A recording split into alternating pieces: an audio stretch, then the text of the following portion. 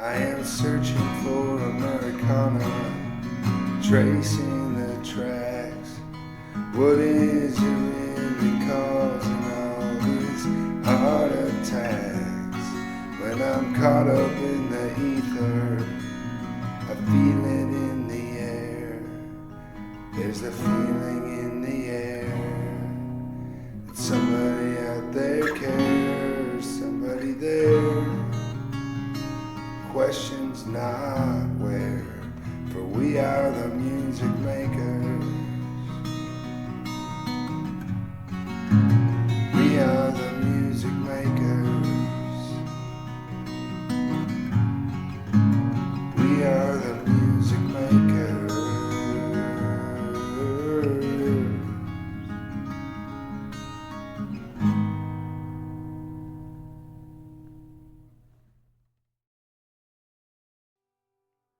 It's called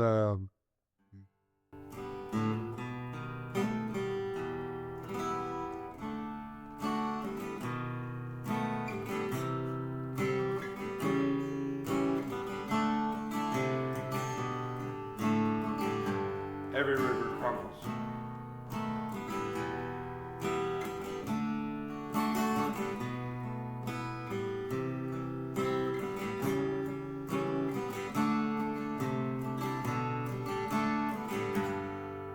Oh me, oh my, just a weary traveler, another sucker on the line. What do I find?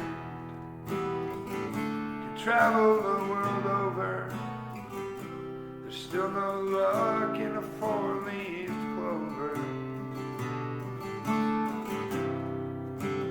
What's the world come to? I guess time will tell. Everybody's got their own version of hell. You can count yourself out, 'cause heaven is waiting for you.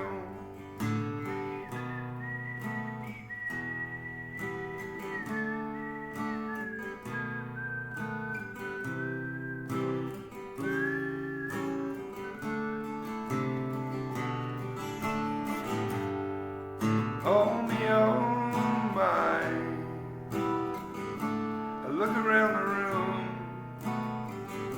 newspapers stacked high with no side of the broom. Dusty corners tell a ten-story story between faith and truth. What if I lose it all and my grip on reality fades? What if I lose it all and her memory fades away, fades away?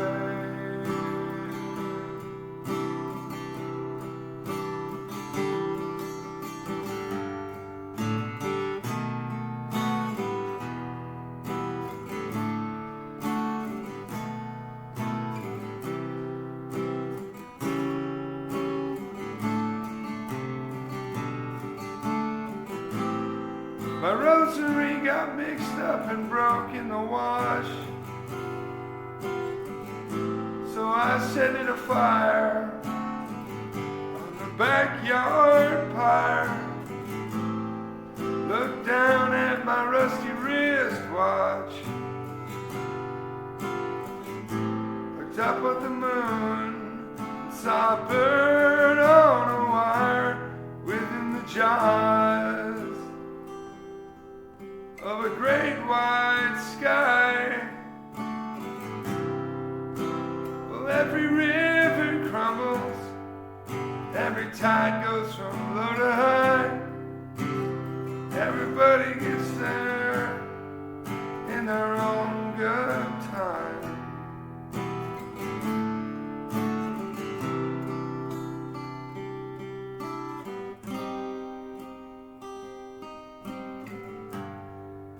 So many times,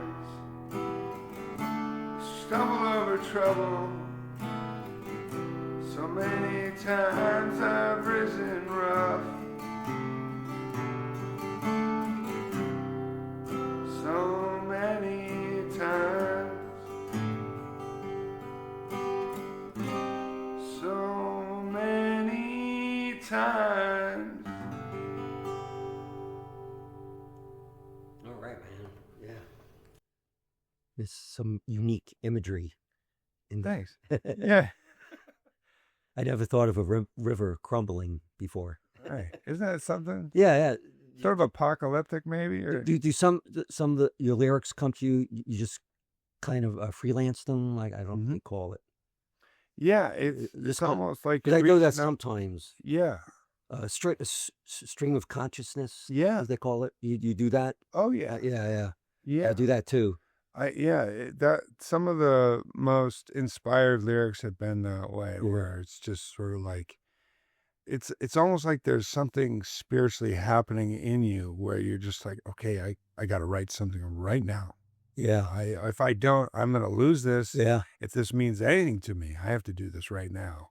Yeah. And there's that sort of obsession, that sort of drive to do it. And if you're intentional and not lazy, sometimes I'm lazy and I just go, it's gone. If you don't write it down, it's like you got to reach up and just pull it down. You got to grab it. Yeah. Tom Waits has this great quote where he's like, you have to be somewhere. You gotta let the song find you. You know, there's oh yeah, and open space. I forget how he phrased it. I always picture him on a balcony and birds flying around.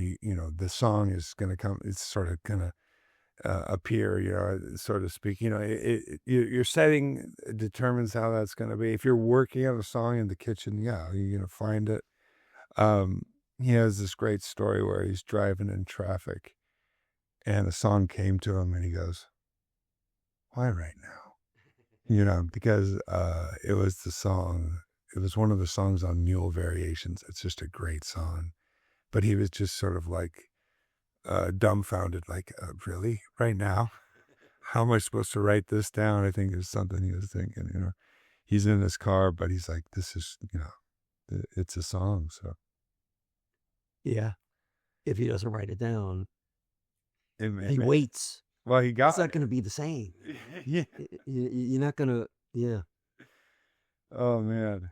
So, yeah, I do that too. And a lot of times when I do it, it doesn't really work. Yeah.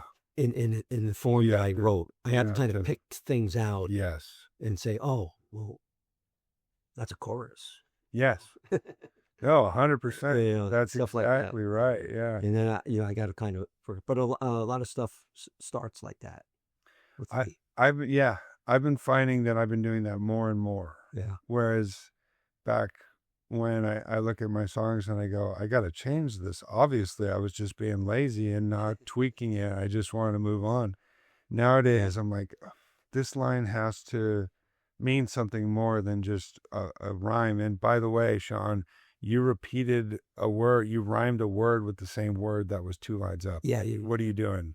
That can't happen, You got to change that. There are ways to make that work, but it's very few. It's not often that that's going to work. You can't do that in multiple songs and get away with it. That's a crime. No, but I've been with that particular song. I actually forgot the lyric because I revised it. The Every River Crumbles chorus. The last 2 lines of that I winged just now. I don't. Okay. And bird in the jaws of the sky. Is that the line? In the jaws of a great white sky. Great white, yeah. I'm glad that's a good line. Shark imagery in the sky. Yeah. I wrote a short story titled that. Oh, really? It was in the jaws of a great white sky, which retold a experience I had coming back from Colorado on a ski trip with my family. And we saw a car go off the road into a ravine. Oh. Very long drop. It crashed into a boulder and flung the passenger out. And I was an EMP at the time. I was the first responder. It was snowing like crazy. And I ran down there and the guy got out of the car. He had fallen asleep at the wheel. They looked like they'd been partying all night. And she was very bloodied. And I called 911 and I tried to help them as best I could. There wasn't much I could do. They weren't very responsive to any help. The first thing he did was try to light a cigarette when he got out of the car. And it's one of those experiences that sticks with you. And I wrote a short story about it. And it was called Within the Jaws of a Great White Sky. Huh. I don't know if I still have that, man. It has actually has a lot of meaning to it. Thank you. You know, a phrase like that. Yeah. It means a lot that you picked that particular phrase out because it's probably the one that has the most meaning to me in that whole song. Right. You know, yeah, because what is it? What kind of meaning do you glean from that, if anything? It's just there's danger in where you're most comfortable in. Like the bird is comfortable in the sky. Yeah. But it's also Prey. You know, there's hawks. You know, things like that. Yeah. Woo. I like that, Pete. That's great. Sometimes the author doesn't always know exactly what they're conveying until. I like to say that sometimes my songs are so deep, I don't even know what they mean. Yes. That's how you phrase it right there. That's the one. Oh man, I'm having fun. How about you? Yeah, this is cool. Yeah, I love this. Cool. Let's see. Do you have plans for a new album? Yeah, I'd like to do another album. I got so many songs. I don't know where to go though. I have a home recording. Yeah. That I can do. You know. That's the way I've been doing it. Yeah. You know, for a long time. I record a lot of acoustic stuff on and I don't really want to do a whole full band thing, you know, with the drums and the lead guitar and the yeah. You know, I just like a guitar, a violin, yeah, guitar and a harmonica. Mm-hmm. You know, something, a guitar and a dobro or something, a resonator. Yeah. Oh, so real simple.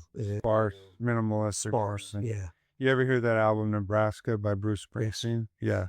That's what comes to mind for me. I do like that, yeah. Yeah, I like that. That's probably that and Darkness on the Edge of Town are the only ones I've really listened to from him. Somehow I feel lately that sometimes having the whole band kind of gets in the way of the lyrics. Yeah. 100%. That's just the way I feel lately. You know, I didn't feel like that when I was younger. Right. You know, because the lyrics were always important. And we had the lyric booklets. I had CDs growing up, and they always came with a booklet with with the lyrics. I would always be reading the lyrics, and the lyrics are central to me. Like you're saying, to you, like the guys that I grew up liking, like Bob Dylan, Gordon Lightfoot, Neil Young. You know, the lyrics really blew me over, man. These when I would read the lyrics without the music, you know, this is really, you know, very very meaningful. The one from Dylan that always speaks to me is "A Hard Rain's Gonna Fall." Yeah. When I read those lyrics, I go, wow. Yeah. Because there's a dual meaning. That's one of them for sure. Yeah. Especially that line, "I'll stand on the water. I'll know my song well before I start singing. And I'll stand on the water until I start sinking. And I'll know my song well before I start singing." That lyric always speaks to me.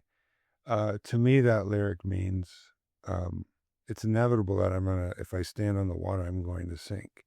There's one person, one figure in history that was able to stand up on this Christ. So he's admitting he's not Christ, but he's also saying he wants to be like Christ.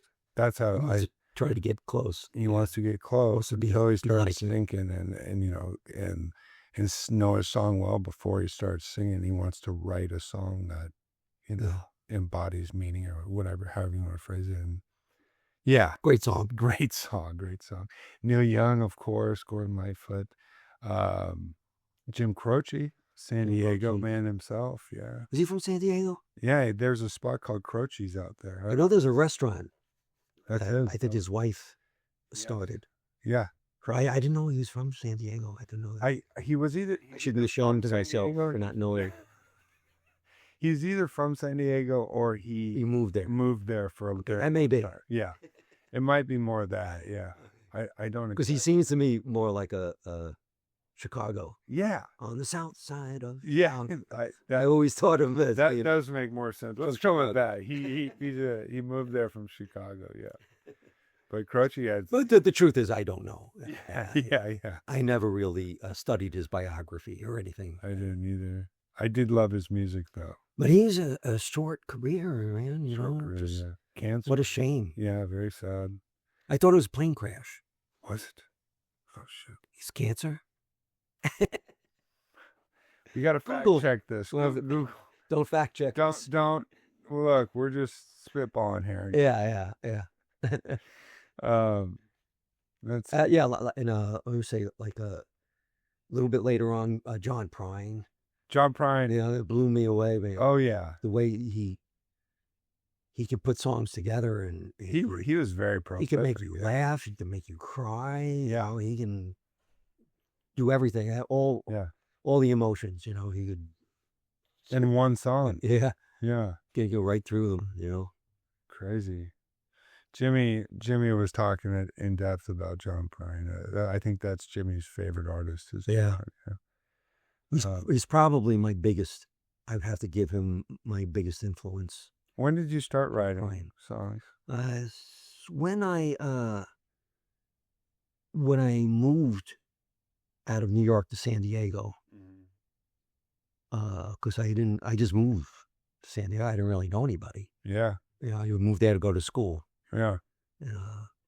But I would start. So this is a number of years ago. Yeah, I'd say I was probably about 24 or so. Yeah. It never occurred to me before that I could write a song. Right. I just never. As much as I loved like studying their lyrics and everything, and I was amazed by them. Yeah. It never occurred to me that I could do that until I moved, and then I started dreaming of songs, full songs with the full band going on in my head. I go, I never heard that before. It was like I was listening to it on the radio. Yeah. In my head, and I'd wake up and I'd just write down some lines that I heard that I could remember. Yeah. And they never made any sense. But I think that was kind of the start of it. Yeah. It took me a number of years before I started kind of being able to make sense of it. Yeah. And kind of fill in the blanks where try to make them make sense. But that's where it started. Yeah. It took me a number of years before I really caught on. But I felt it made me feel really good though, just writing a couple of lines down. Yeah. I felt good about myself doing that. So that's why I kept doing it. And then eventually I kind of caught on to it. I didn't really know how to play guitar that well either. I knew a couple of chords, This is a G, this is a D, this is an A. That was about it. That's the starting point for so many of us. Yeah. I remember I wanted to just be a lead guitarist. I took some lessons with our youth pastor at our church. All right. Taught a group of us how to play, and he taught us well. He said, you got to start on a classical string guitar before you go to acoustic. Before you go to electric, you go to acoustic. So I learned on a classical guitar. Probably a good idea. Honestly, I teach guitar lessons every once in a while. Yeah. And if they don't want to do the classical guitar, I get it. but you're not starting on an electric with me. Yeah. It's just not going to happen. That's what I wanted to do, and I'm thankful that I did. Yeah.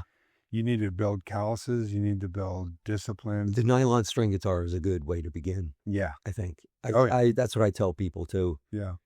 Like their children, 6, 8 years old, put them on a nylon string guitar. Oh, yeah. And especially at that age, because your fingers are, you'll get the calluses. Let them learn the techniques. Learn the techniques on chords. A little less rash.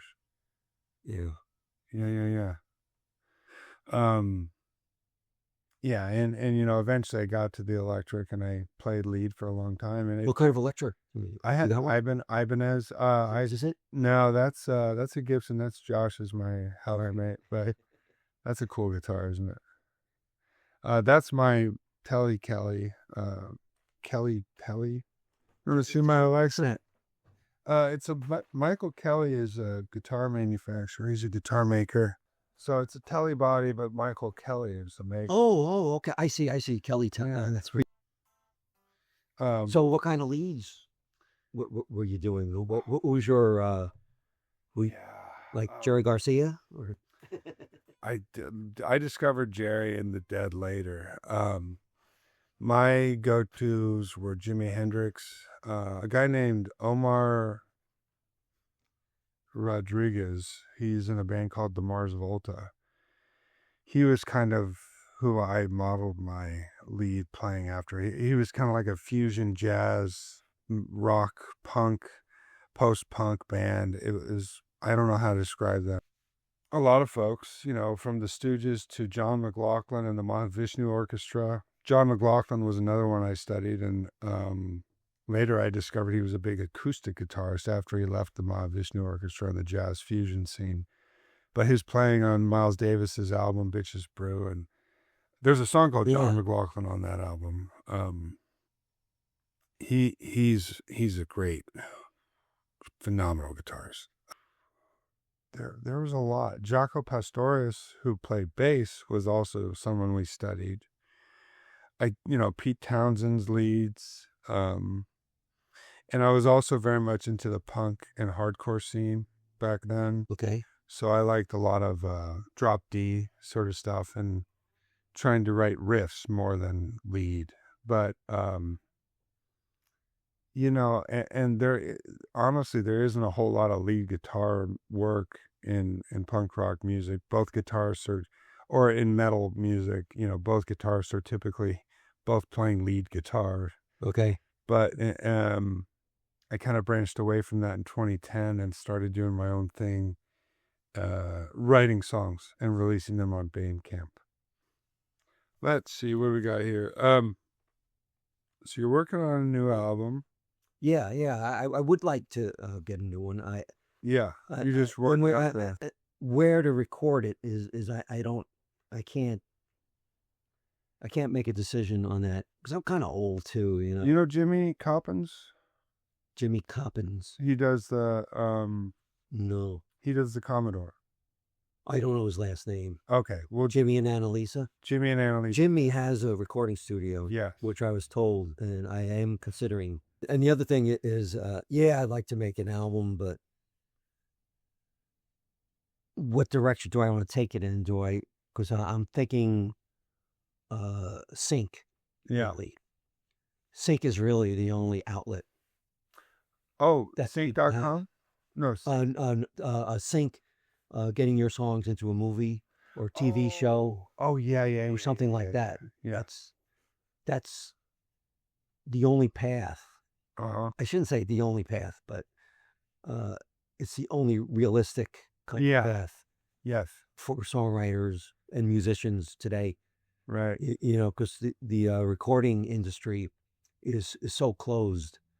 It's closed. Years ago, I talked to these guys, the songwriters that were here for decades. Yeah. They said, "Oh yeah, you used to be able just to walk into a publisher with your guitar." Yeah. And the publisher would say, "Oh yeah, let's hear some of your songs." You can't do that anymore. And yeah.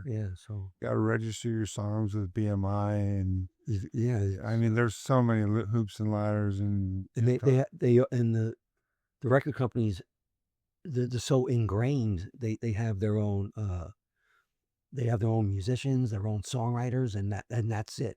Yeah. They may come out a little bit for somebody, but that's really not where they go.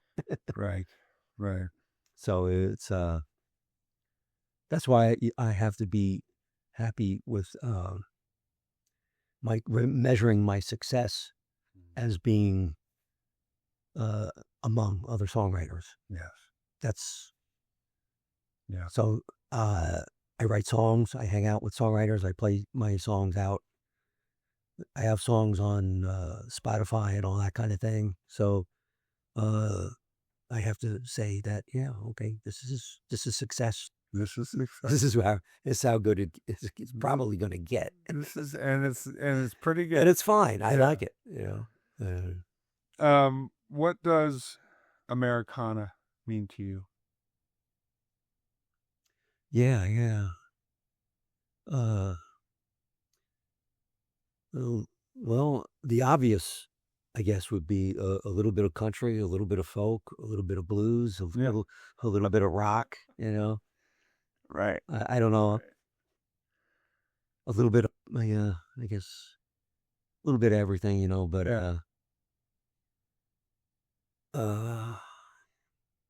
I think it's kind of hard to pinpoint it, because it's a pretty wide field, actually. It's Wikipedia defines it as anything to do with American iconology or something like that. Yeah.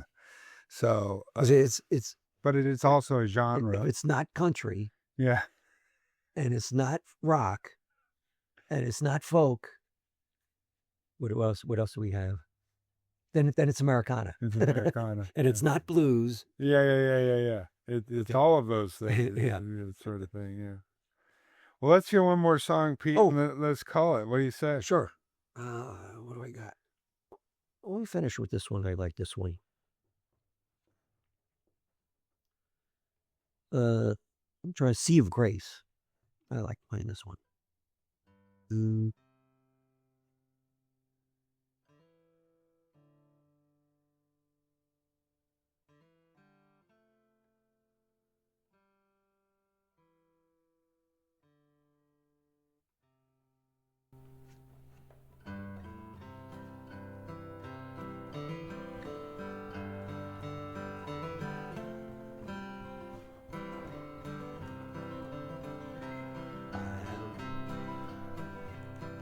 I gotta remember the lines.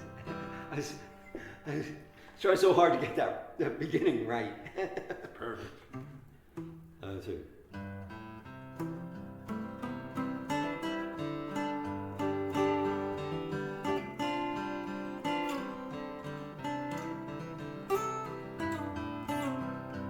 I remember the first line.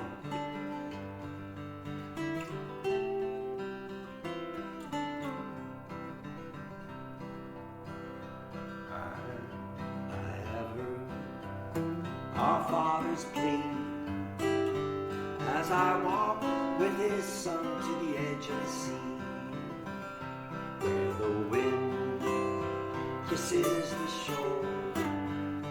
For my heart of hearts I'll be restored. And I will find my place among the sinners on the sea of grace. Struggle against the tide as we roll down the river on a wild ride. I will pray we find peace on the ocean of our faith. Be released. I will find my place among the sinners on the sea of grace.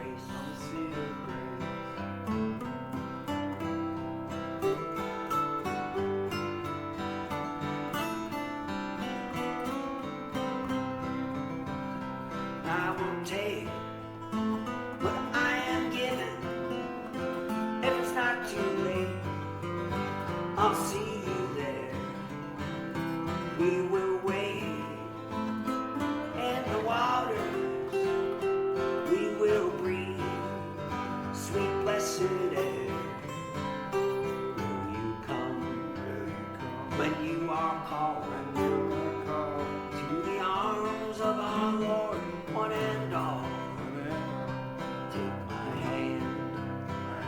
Let us row till the voyage of our life touches our soul.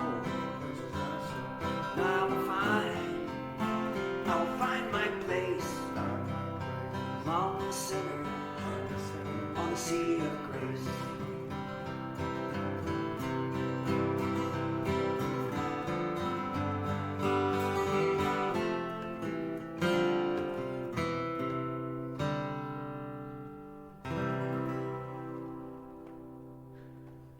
Sea of Grace.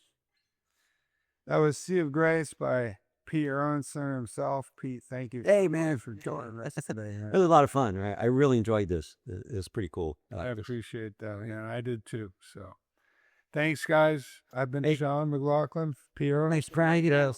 Thank you guys so much. Have a great rest of your weekend, whatever day it is. Thanks for tuning in. Americana. If you're around Nashville area, check out the Commodore Grill and the Maxwell House. That's right.